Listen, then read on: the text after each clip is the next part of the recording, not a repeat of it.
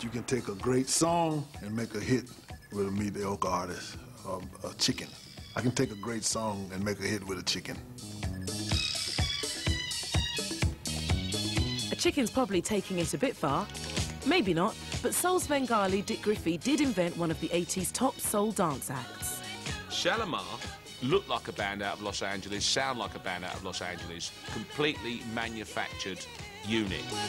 The band we came to know and love as Shalamar began life when Dick took some session musicians and recorded a medley of Motown songs called Uptown Festival. The record became a hit, and people started requesting a group to appear on their TV shows. But there wasn't one, so Jody Watley and Jeffrey Daniel were called in along with singer Gerald Brown, who soon left after a pay dispute. Once again, Dick lacked a singing member. I'm sitting there with my head in my hands, and in walks Howard Hewitt. Dick is this big, gruff cat, right? And so he said, sing something. I said, well, a cappella, just like that? He said, yeah, sing something for me. And he sang about 8 bars of Feel the Fire by Peabo Bryson. Something that you told me. I said, that's enough. I went and bought him a top coat, gave him $500.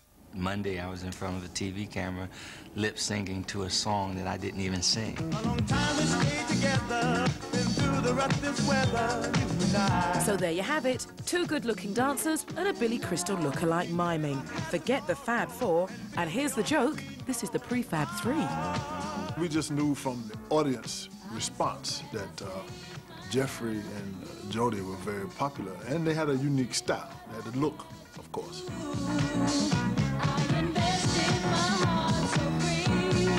And with a top 20 single, Griffey's battery farm of pop went into overdrive. The first album, Big Fun, was pretty manufactured, if you want to put it that way, you know, because, like I said, we were basically infants in the whole situation. Jody and Howard's tone really blended, so I guess that kind of created the sound. And Shalamar had a perfect bass, like between pop, R&B, funk, whatever. They could go anywhere. And in the UK, Shalamar were, like Jody's Waters, about to break. Jody was pregnant at the time. Therefore, Shalamar as a whole could not go and represent our song. Therefore, I went alone, which turned out to be kind of like a good idea because I introduced a dance to England that they had never seen before.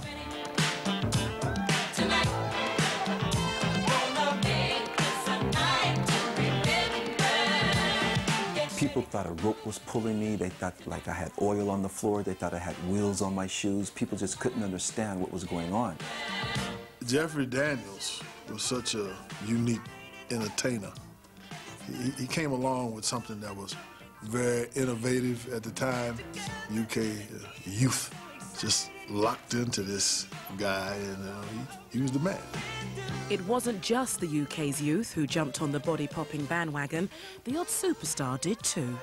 Michael Jackson's act is Jeffrey Daniels. The military jacket, the cap, the white socks. He is the one that taught all of that to Michael Jackson. The success that we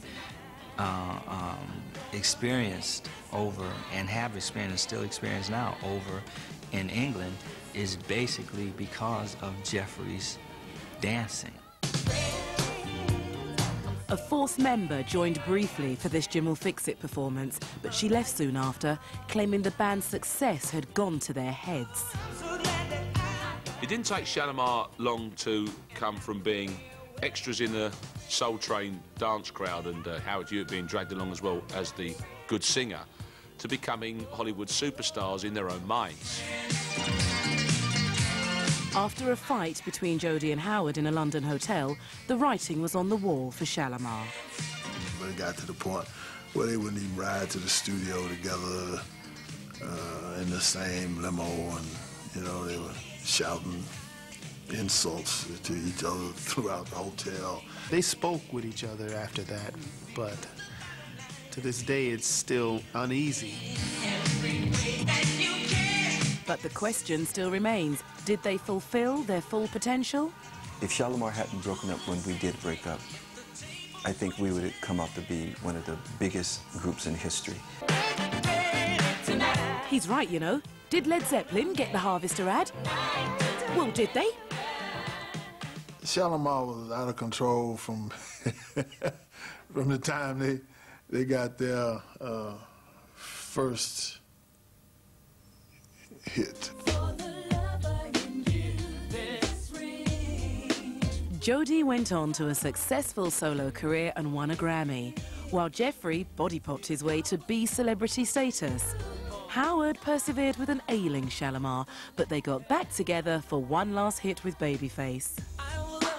While Dick Griffey remains as enthusiastic as ever about his genetically modified group. Together, they were a monster, but separate, they were all mediocre.